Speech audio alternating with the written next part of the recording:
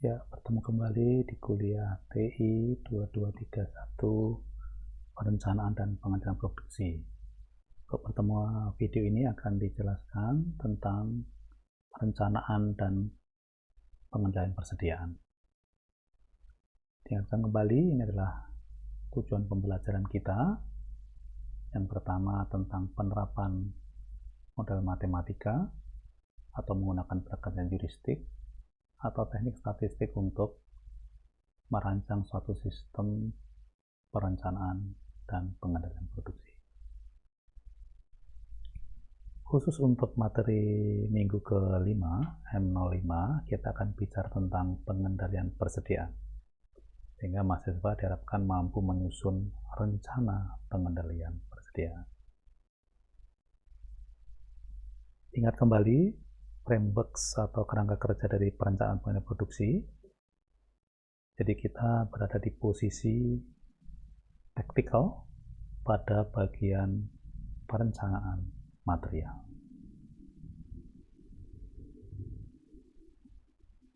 Oke, ini pembahasannya nanti akan dijelaskan tentang apa inventory, ongkos inventory, klasifikasi ABC, model AOQ, dan model EMQ atau EPQ.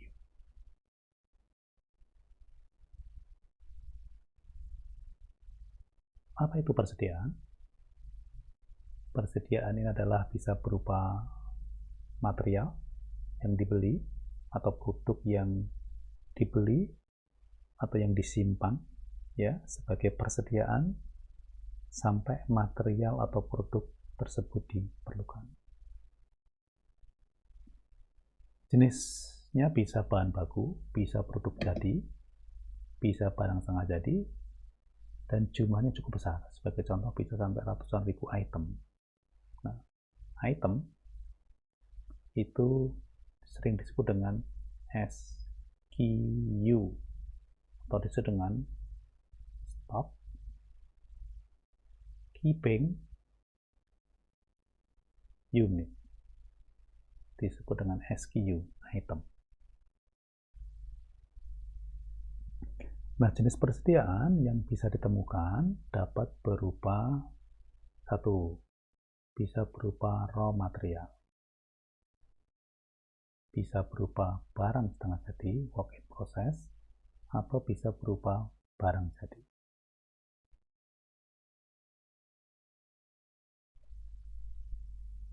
Nah, lebih detailnya, selain 3 jarang tadi, ada juga jenis persediaan yang lain, yaitu yang disebut dengan persediaan komponen atau part yang kita beli. Ya, part atau barang yang dibeli, atau bisa dalam bentuk komponen part, kumpulan dari part, sebuah modul, atau bisa berupa bahan-bahan bantu produksi, alat bantu produksi. Misalkan alat bantu produksi itu bisa berupa pisau misalnya, pisau atau pahat. Kalau kita melakukan proses permesinan. Mengapa kita perlu persediaan? Satu, kadangkala karena kita tidak bisa membeli sesuai dengan yang kita inginkan, karena ada yang disebut dengan economic of scale. Ada jumlah minimum yang boleh dibeli, sehingga sisanya terpaksa kita simpan. Dua, adalah untuk mengantisipasi adanya ketidakpastian, seperti permintaan yang tidak terduga atau gangguan pengiriman.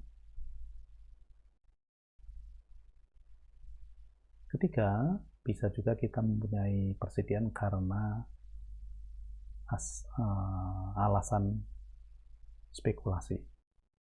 Misal, untuk menghadapi kenaikan harga, maka kita menumpuk stok di gudang. Keempat, karena transportasi.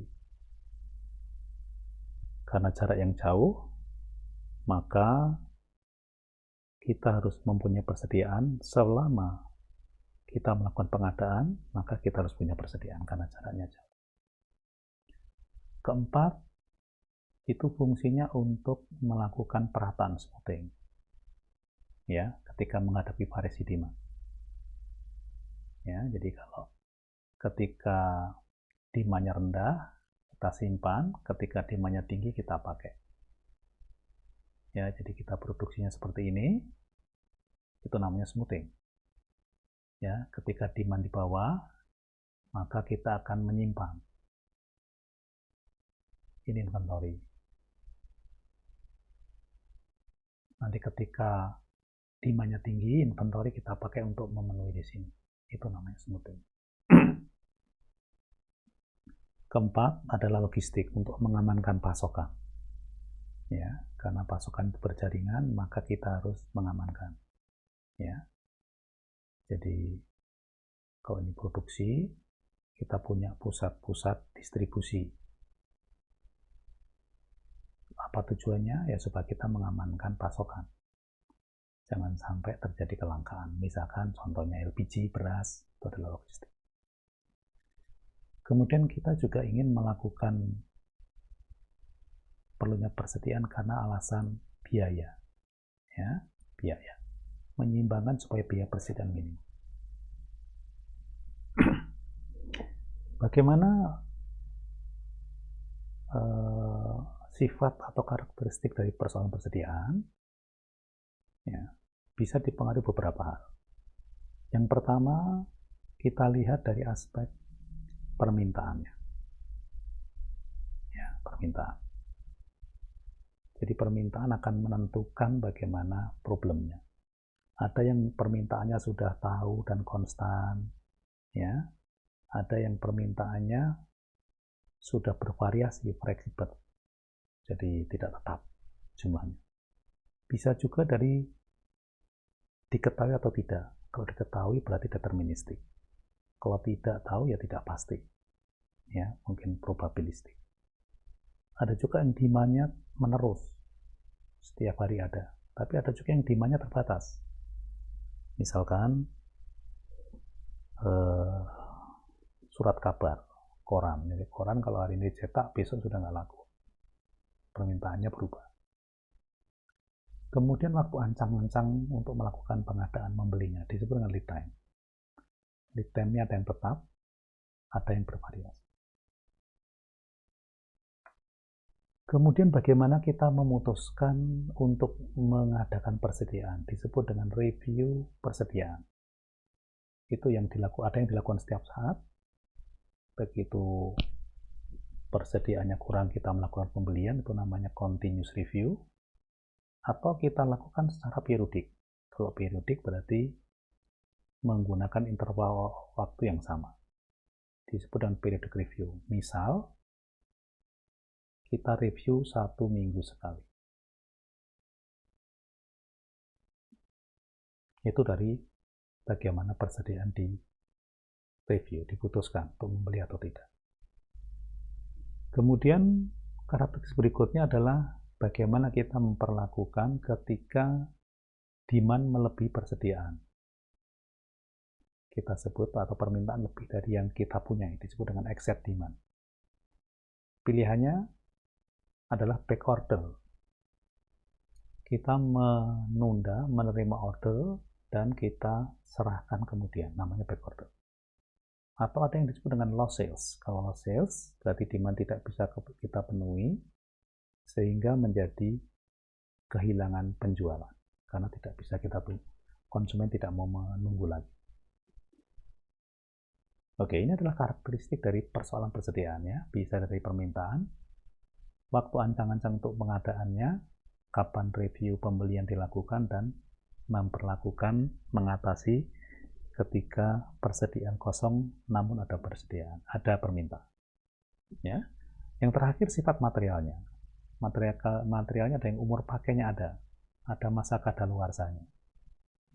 Seperti makanan biasanya, ya, ada kadaluarsanya. Atau bisa jadi kalau kita simpan terjadi penurunan kualitas. Sayur kalau kita simpan mengalami penurunan. Kemudian ada sifat material yang bisa disimpan dan tidak bisa disimpan. Ya, oke. Jadi ada saja yang tidak bisa disimpan dalam waktu yang lama. Ini adalah karakteristik persoalan persediaan. Nah, karena kita menyimpan di persediaan, maka ada konsekuensi biaya yang timbul. Ongkos-ongkos yang timbul karena kita menyimpan persediaan. Yang pertama disebut ongkos simpan atau holding cost. Terdiri dari kita tergantung dari berapa banyak yang disimpan. Bisa terdiri dari karena kita menyimpan berarti kita kehilangan kesempatan karena uangnya bentuknya barang. Kita harus menyediakan tempat, space, dan gudang yang membutuhkan biaya operasi. Terkena pajak atau asuransi karena dilindungi barangnya, takut hilang. Atau bisa juga karena biaya kadaluarsa. Kalau kita simpan, barangnya bisa kadaluarsa, jadi ada ongkos. Yang kedua adalah ongkos pesan. Ketika ingin mengadakan barang, kita perlu memesan. Sehingga kita disebut dengan ordering cost. Ya, biasanya diukur biayanya tergantung dari ongkos setiap kali memesan berapa yang terjadi. Bisa terdiri dari ongkos persiapan untuk mengorder, proses memindahkan atau shipment transportasinya, kalau itu pengiriman. Kalau memproduksi berarti kita butuh setup mesin, dan proses yang terkait dengan pemeriksaan, apakah pengiriman atau penerimaan order. Ini namanya ordering cost. Yang ketiga adalah tadi ongkos ketika terjadi kekurangan persediaan. Ya. Jadi ongkos kekurangan persediaan itu bisa berupa dua jenis, ya. Yang pertama ada disebut dengan lost sales tadi, ya, shortage, ya. Kita harus hitung dua jenis shortage tadi, yang kehilangan tadi ada yang disebut dengan lost sales atau menjadi back order. Ya, jadi dua itu back order. Baik, bagaimana sih perilaku biaya ini? Biaya holding, ya, kita mengetahui biaya per unitnya disebut dengan H, pakai simbol H. Jadi ini diestimasi dari berbagai macam, misalkan tergantung dari biaya modalnya, tergantung dari pajak dan asuransi karena barang disimpan diasuransikan, biaya gudangnya, cost of storage, kemudian kemungkinan barang itu terjadi kerusakan atau pengurangan jumlah, ya, biasanya dihitung dalam persen, misalkan adalah contoh di sini adalah 37%. Nah, ini yang 30% ini disebut dengan estimasi ongkosnya, disebut dengan C, yang nanti disebut dengan I, ya, I. Nanti I kita kalikan dengan berapa harganya, jadi I, maka sehingga perkiraan ongkos simpan per satuan waktu per unit itu dihitung dengan persamaan ini, H. Jadi I-nya diambil dari sebelah sini, ini adalah I besarnya, C-nya tergantung dari harga produknya, C. Komponen berikutnya adalah bagaimana kita menghitung jumlah persediaan. Karena jumlah persediaan itu berfluktuasi dari waktu ke waktu. Sebagai contoh, misalkan begitu, pada tanggal T1 kita punya persediaan sebanyak G. Kita punya sebanyak G di sini. Kemudian dengan berjalannya waktu fluktuasi jumlahnya. Kemudian pada saat T2 kita cek jumlahnya adalah G2. Pertanyaannya, berapa jumlah persediaan sepanjang waktu dari T1 ke T2? Maka cara menghitungnya adalah dengan merata-rata. Berapa nilai awalnya, berapa nilai akhirnya. Jadi Q1-nya berapa, Q2-nya berapa, tinggal kita masukkan, kita bagi 2. Itu yang disebut dengan estimasi jumlah persediaan. Sebagai contoh, kita punya data, misalkan di bulan 10 Februari, persediaan kita sebesar 1.500 unit. Tanggal 11 menjadi 1.289. Dan seterusnya, hingga pada tanggal 30 Februari, kita periksa di gudang, barangnya tinggal 430 unit. Berapa persediaan pada periode 10 sampai 30 Februari, maka tinggal kita hitung sederhana berapa nilai awalnya. Nilai awalnya adalah 1.500, nilai akhirnya adalah 432, kita bagi 2, maka didapatkan nilai 966. Itulah nilai persediaan selama periode 10 sampai 30 Februari. Kemudian tadi, apa sih kekurangan persediaan? Jadi kekurangan persediaan itu bisa digambarkan sebagai berikut.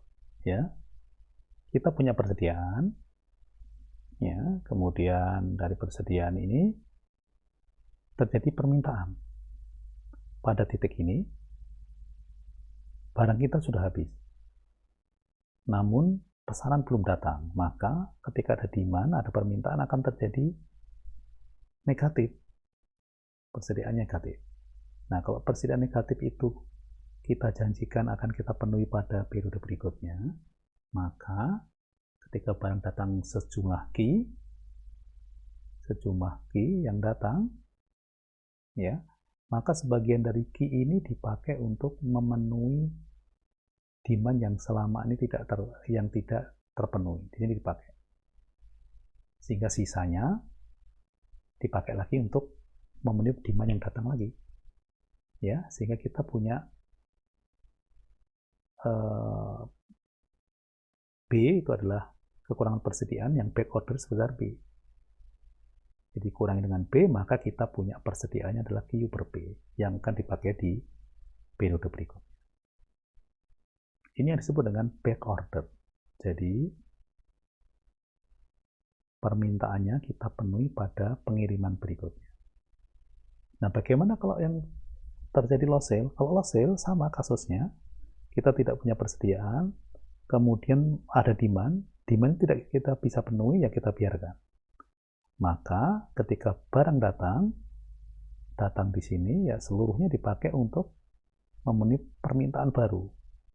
Ya, permintaan baru. Artinya kita kehilangan kekurangan persediaan loss sale sebesar B tadi. Sehingga di periode berikutnya kita mempunyai jumlah persediaan sebanyak yang kita pesan. Tidak perlu kita kurangi dengan demand masa lalu yang tidak bisa dipenuhi, yaitu disebut dengan loss sales. Ini namanya kekurangan persediaan. Oke, baik. Apa saudara sudah paham mengenai persediaan? Apa sih ciri-ciri dari persoalan persediaan itu? Kemudian biaya-biaya apa saja yang muncul dalam persediaan? Baik, saudara bisa review kembali. Nanti sampai bertemu di sesi berikutnya.